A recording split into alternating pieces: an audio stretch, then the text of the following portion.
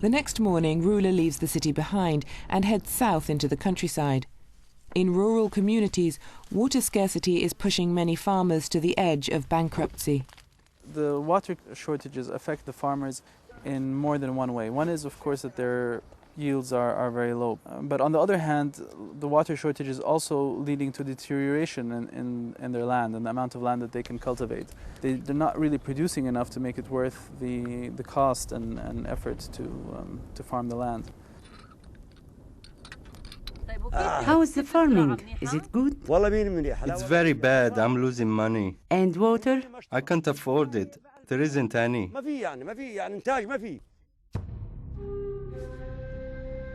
In recent years, the government has attempted to tackle the water crisis head-on, constructing more than 20 dams, as well as massive pipes and canals to carry water where it's needed. Increasingly, wastewater is also being treated and reused in some places. Despite these efforts, Jordan's Water Authority reports that demand continues to outstrip supply by as much as 30%, and tension grows. Water pipes riddled with bullet holes, others disconnected, are an indication that many are desperate enough to steal water. But finding more water to meet growing demands is difficult, especially since Jordan shares its most important water resource with neighboring countries. This river, the Jordan River, is the primary source of water for Syria, Israel, the Palestinian territories, and Jordan. But each year, there's less water to go around. As demand escalates on all sides of the Jordan, an estimated 80% of the water that used to flow into the river doesn't reach it anymore. Further downstream, at the lowest point on Earth, the impact becomes apparent. The Dead Sea, one of the world's great natural wonders, is shrinking. With virtually no rainfall and dwindling water coming in from the Jordan River, the Dead Sea is dying. Now, scientists expect that by 2050, it will have disappeared completely, entirely, creating an even greater environmental disaster. Once this dense, salty water is gone, scientists expect millions of cubic meters of fresh water will be drawn down into the empty basin, mixing with remaining minerals and contaminating large amounts of Jordan's precious water reserves.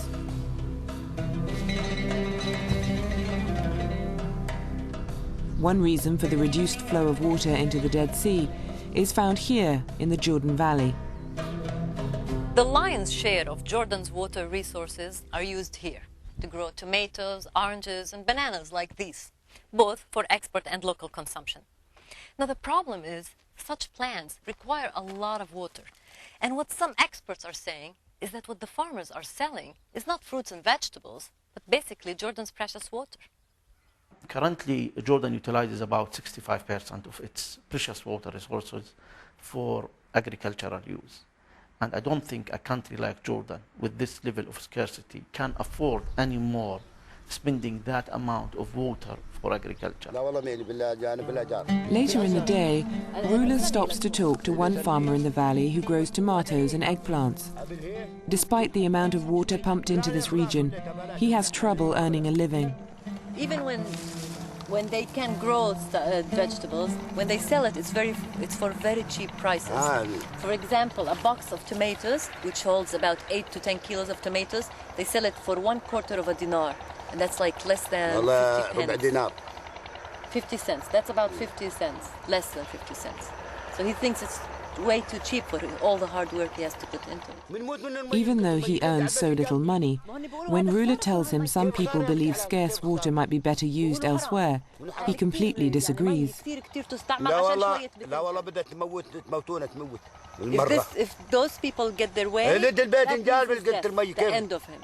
How can he live? Why? This is his livelihood. We are among the societies that developed agriculture for mankind.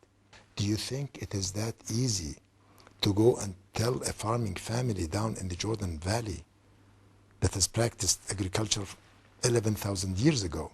Is it easy to go and tell them, now we call it quits, let us go and manufacture microchips? Apart from continuing age-old traditions, there are important environmental reasons for keeping farmers on the land, according to Jordan's Minister of Agriculture. If one sector is consuming a large amount of water, people think it should be eliminated. But scientifically speaking, it is more important to consider all the related benefits of how water is used. If farmers don't work the land, it becomes wasted.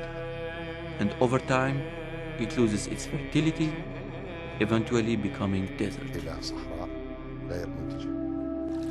Without water and farmers to work the land, soil dries out quickly until almost nothing grows on it. Exposed to the elements, it either blows or washes away. What remains underneath bakes in the sun.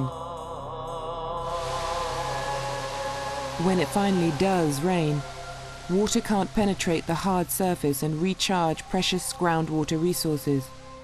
Instead, most rainfall here simply evaporates. One solution may be to collect rainwater. More than 2,000 years ago, survival in this harsh climate depended on it. Hidden in a desert canyon in southwestern Jordan, the ancient Nabateans of Petra thrived for more than 5 centuries because of their intricate water collection system. Canals like this not only helped to control water flow and soil erosion, but carried 55,000 cubic meters of water a day to fields and gardens, not to mention some 30,000 thirsty residents. All across this site you can find dams, canals, cisterns, and ceramic pipes like these. Imagine 2,100 years ago and ceramic pipes. Now, for tourists visiting this site, these may be mere curiosities. But for many Jordanians, especially as they are facing their own water problems, the inventiveness of the people who used to live here can provide inspiration.